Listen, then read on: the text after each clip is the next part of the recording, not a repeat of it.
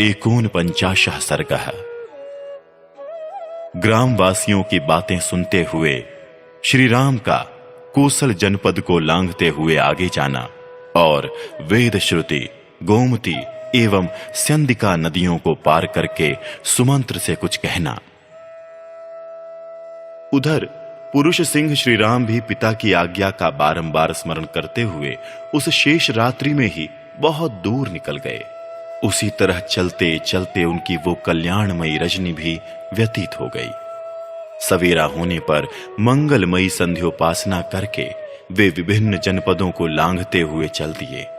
जिनकी सीमा के पास की भूमि जोत दी गई थी, उन ग्रामों तथा फूलों से सुशोभित वनों को देखते हुए वे उन उत्तम घोड़ों द्वारा शीघ्रता पूर्वक आगे बढ़े जा रहे थे। तथापि सुंदर दृश्यों के देखने में तन्मय रहने के कारण उन्हें उस रथ की गति धीमी सी जान पड़ती थी। मार्ग में जो बड़े और छोटे गांव मिलते थे, उनमें निवास करने वाले मनुष्यों की ये बातें उनके कानों में पड़ रही थी। अहो, काम के वश में पड़े हुए राजा दशरथ को धिक्कार है। हाय हाय, पापशीला, पापासक्त, क्रूर तथा धर्म मर्यादा का त्याग करने वाली कैकेयी को तो दया छू भी नहीं गई है। वो क्रूर अब निष्ठुर कर्म में ही लगी रहती है।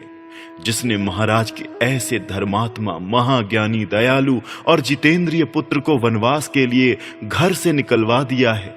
जनक नंदिनी महाभागा सीता, जो सदा सुखों में ही रत रहती थीं, अब वनवास के दुख कैसे भोग सकेंगी। अहो, क्या राजा दशरथ अपने पुत्र के प्रति इतने स्नेहहीन हो गए, जो प्रजाओं के प्रति कोई अपराध न करने वाले श्री रामचंद्र जी का यहां परित्याग कर देना चाहते हैं। छोटे बड़े गांवों में रहने वाले मनुष्यों की ये बातें सुनते हुए वीर कौशलपति श्री राम कोसल जनपद की सीमा लांघकर आगे बढ़ गए। तदनंतर शीतल एवं सुखद जल बहाने वाली वेद श्रुति नामक नदी को पार करके श्री रामचंद्र जी अगस्त्य सेवित दक्षिण दिशा की ओर बढ़ गए।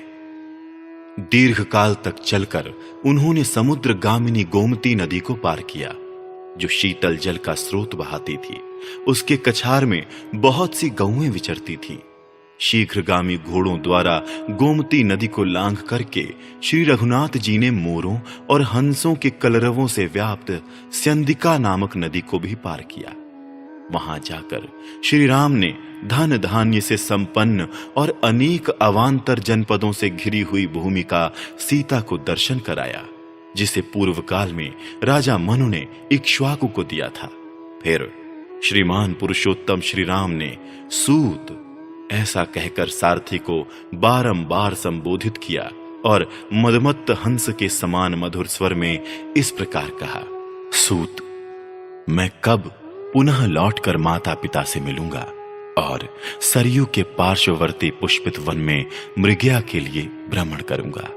मैं सरयू के वन में शिकार खेलने की बहुत अधिक अभिलाषा नहीं रखता।